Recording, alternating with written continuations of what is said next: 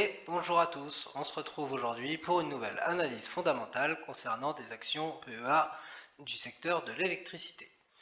Cette analyse va se faire toujours selon les 5 critères essentiels et je vous remets le lien vers cette première vidéo et aussi selon les 3 critères supplémentaires concernant les dividendes et je vous remets le lien vers la deuxième vidéo. Nous allons remplir le tableau avec la validation des critères. Plus le critère sera de rouge, plus il sera invalidé. Plus il sera inscrit en vert, plus il sera validé. Nous allons commencer notre petit tour de société européenne en Italie avec la société Enel. Enel est une société italienne fondée en 1962 par le gouvernement de l'Italie et qui a ensuite été privatisée en 1999.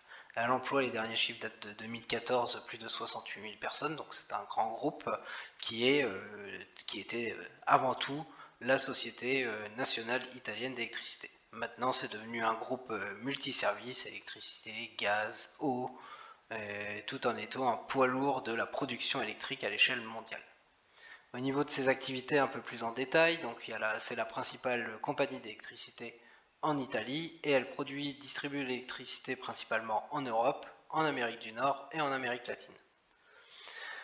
Ensuite, il y a aussi toute la partie où le groupe s'est diversifié avec d'autres activités. Ça comprend la distribution d'eau, de gaz, les services de communication et d'internet, ainsi que la gestion immobilière.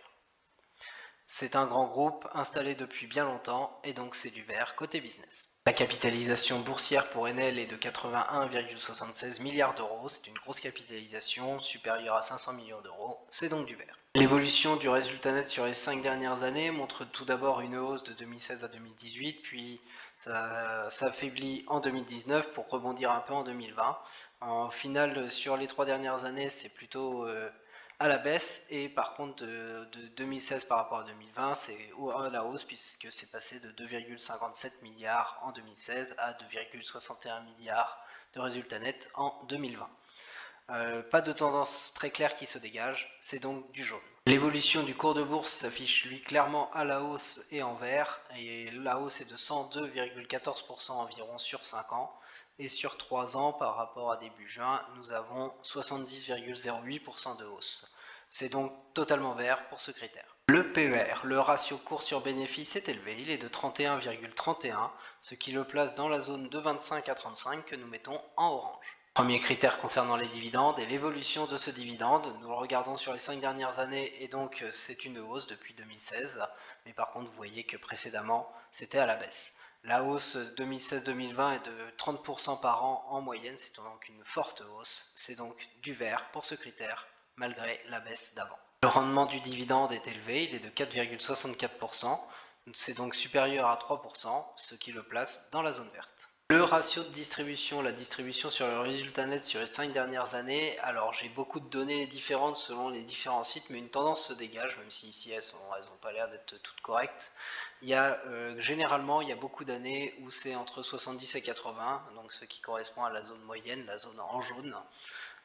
Et par contre, l'entreprise n'hésite pas certaines années, donc là il y a un doublon, mais certaines années comme en 2020, à s'endetter pour continuer à verser son dividende aux actionnaires. Et ça, c'est vraiment quelque chose qui n'est pas bon.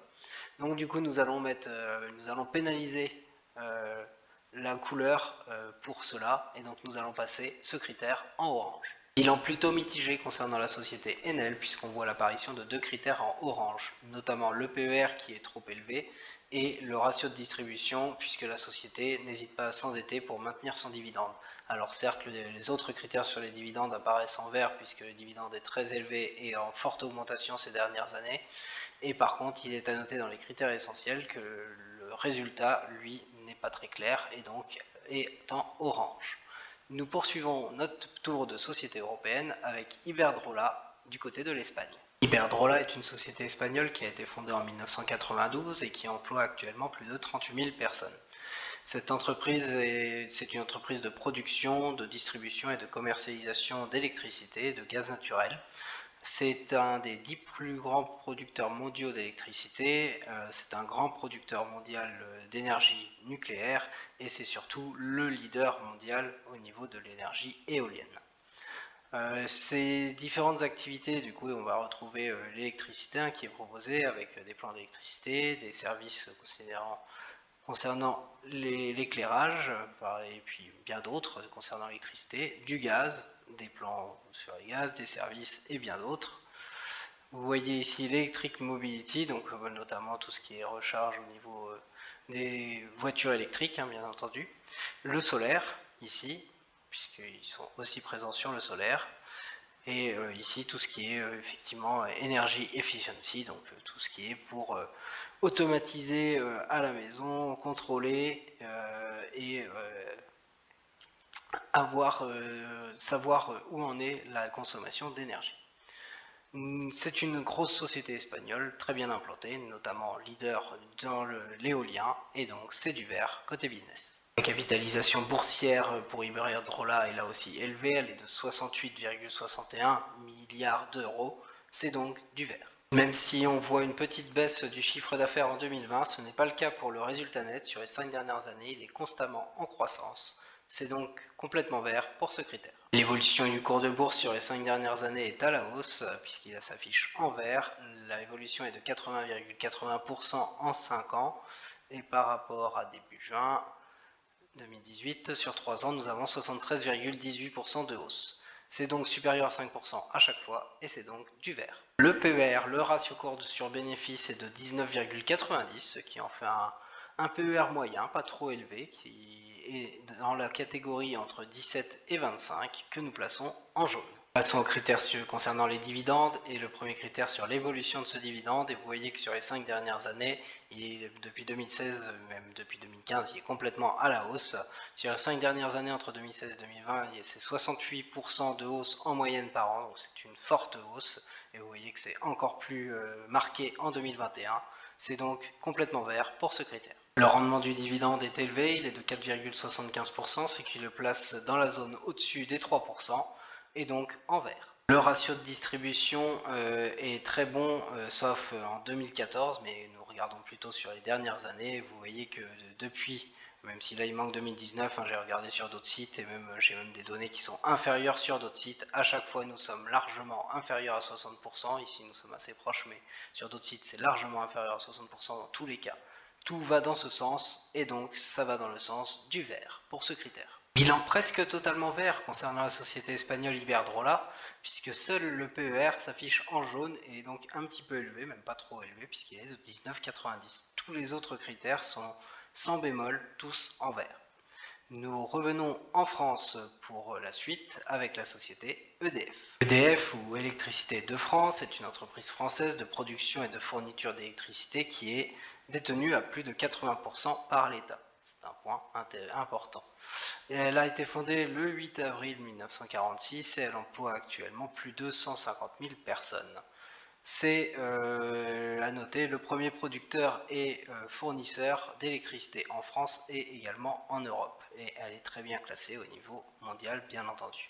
Au niveau de ses activités, elles sont très diversifiées. Il y a tout ce qui est la partie sur le nucléaire, tout ce qui est la partie sur les énergies renouvelables, avec des achats dans ce sens qui ont été faits. La partie concernant les centrales thermiques à flamme, la partie de services énergétiques, tout ce qui est ZNI, donc les zones non interconnectées au réseau métropolitain continental, et également des choses concernant là plus les industriels et non les particuliers sur tout ce qui est stratégie industrielle.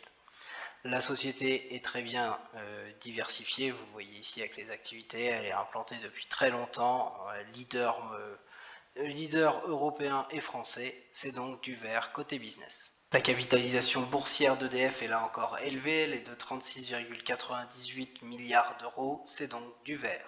L'évolution du résultat net sur les 5 dernières années n'est pas très bonne puisqu'elle est plutôt à la baisse qu'à la hausse. Vous voyez qu'en 2018 elle a baissé par rapport à 2016, elle a encore baissé en 2020 avec la pandémie par rapport à 2018. Néanmoins, il y a des oscillations puisque ça remonte en 2017, ça remonte aussi en 2019 et bien sûr c'est annoncé avec la reprise à la hausse à partir de 2021.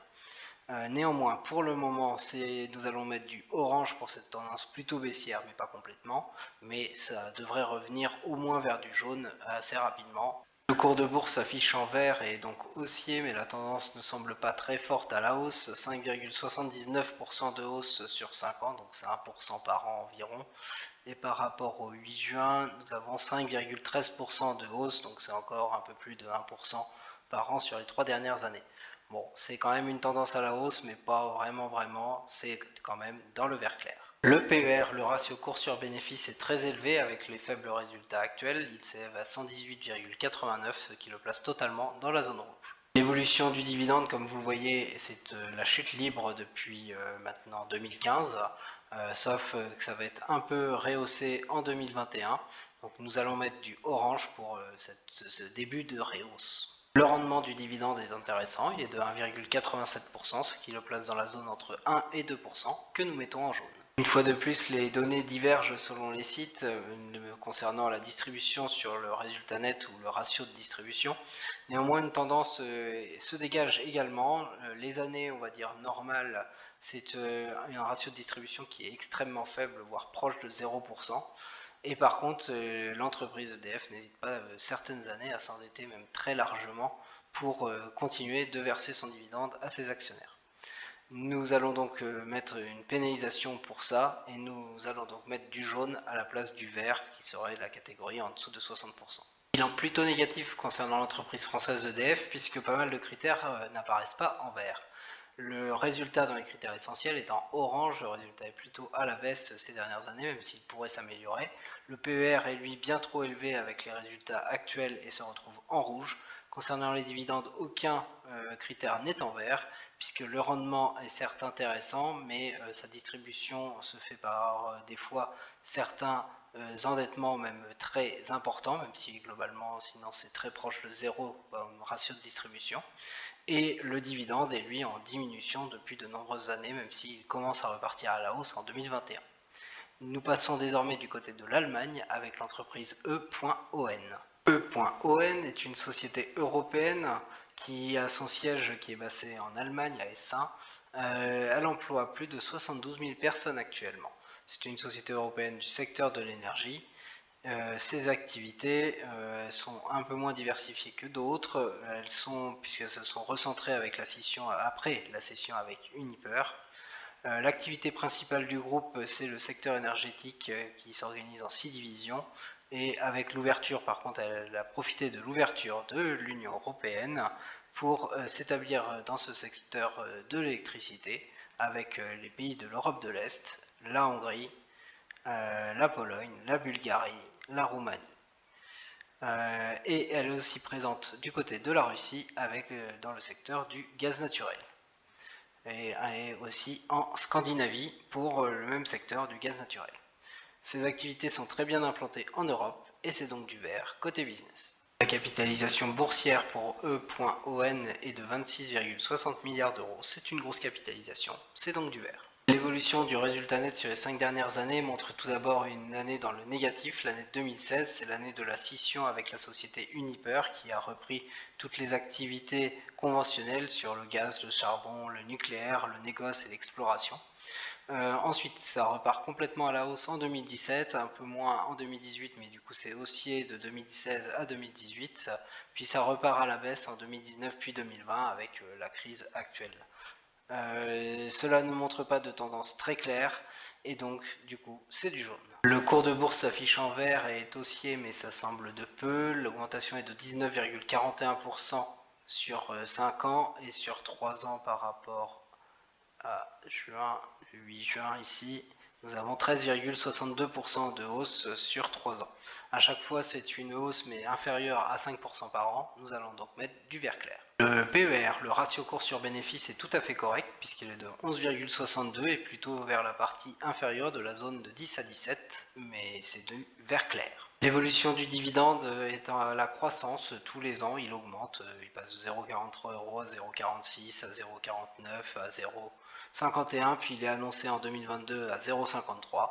C'est donc une tendance à la hausse et donc c'est du vert. Le rendement du dividende est élevé, il est de 4,67%, ce qui le place dans la zone verte puisqu'il est supérieur à 3%. Le ratio de distribution varie pas mal selon les années, il est des fois très bas à 28%, sinon il est souvent quand même dans la zone entre 60 et 70% que nous mettons en vert clair, et par contre en 2020 il a quand même monté jusqu'à 80,48%. Bon, cela compense avec le 28% et nous allons considérer qu'il est dans la zone vert clair. Bilan plutôt positif concernant la société E.ON puisque tous les critères se retrouvent en vert ou en vert clair, sauf le résultat qui lui est en jaune puisque c'est une toute petite hausse, mais c'est vraiment très faible comme hausse. Et nous terminons notre tour par une société autrichienne, Verbund. Verbund est une société autrichienne qui a été fondée en 1947, qui emploie actuellement environ 3000 personnes. Elle était jusqu'à fin 2011 partenaire avec la société française Poweo. Depuis fin 2020, elle a fermé sa dernière usine à charbon et elle est en train de, ou elle a construit en tout cas, elle est en train de mettre en place la plus grande centrale photovoltaïque du côté de l'Australie. Ses activités sont un peu les mêmes que d'habitude, du côté de l'électricité, du côté du gaz, du côté du photovoltaïque puisqu'on vient d'en acheter, et que ce soit, il y a des offres pour les clients privés et pour les clients au niveau des entreprises. Et vous voyez, les entreprises, il y a tout ce qui est les PME, l'industrie, aussi les municipalités, les fournisseurs d'énergie, les opérateurs d'usines, des services en ligne et des partenaires au niveau de la distribution. Il y a aussi les prestations de services côté client. L'entreprise est très bien implantée du côté de l'Autriche et c'est du vert côté business. La capitalisation boursière pour Verbund s'élève à 13,05 milliards d'euros. C'est une grosse capitalisation, c'est donc du vert. L'évolution du résultat net sur les 5 dernières années est à la hausse. Le seul bémol, c'est 2017, une petite baisse en 2017, puis une reprise complètement haussière, même avec la pandémie en 2020. C'est donc du vert clair. Le cours de bourse apparaît très haussier, il s'affiche en vert, l'augmentation est de 525,71% en 5 ans, c'est une forte augmentation. Et par rapport au 8 juin 2018, nous avons 180,36% de hausse. C'est là encore une très forte augmentation, c'est complètement vert pour ce critère. Le PER, le ratio cours sur bénéfice, c'est par contre très élevé, il est de 43,05, ce qui le met dans la catégorie au-delà des 35 et donc en rouge. L'évolution du dividende qui s'affiche en vert clair sur ce graphique est complètement à la hausse entre 2018 et 2023, en tout cas ce sont des estimations pour 2022 et 2023, c'est donc du vert pour ce critère. Depuis 2 ans, le rendement du dividende est tout juste au-delà des 1%, et cela le place dans la catégorie entre 1 et 2% depuis 2 ans, c'est la catégorie que nous mettons en jaune. À ce dividende s'associe un ratio de distribution, une distribution sur le résultat net qui est très bien maîtrisée, puisque vous voyez qu'on oscille toujours dans une zone entre 26 et 39%. Nous sommes largement en dessous des 60% et donc complètement dans la zone verte. Bilan plutôt positif concernant la société Verbund puisque de nombreux critères s'affichent en vert et un seul critère essentiel s'affiche en rouge. Malheureusement, il s'affiche complètement en rouge puisque c'est le PER qui est trop élevé. Côté dividende, le rendement est intéressant et ce dividende est en constante évolution année après année et très bien maîtrisé.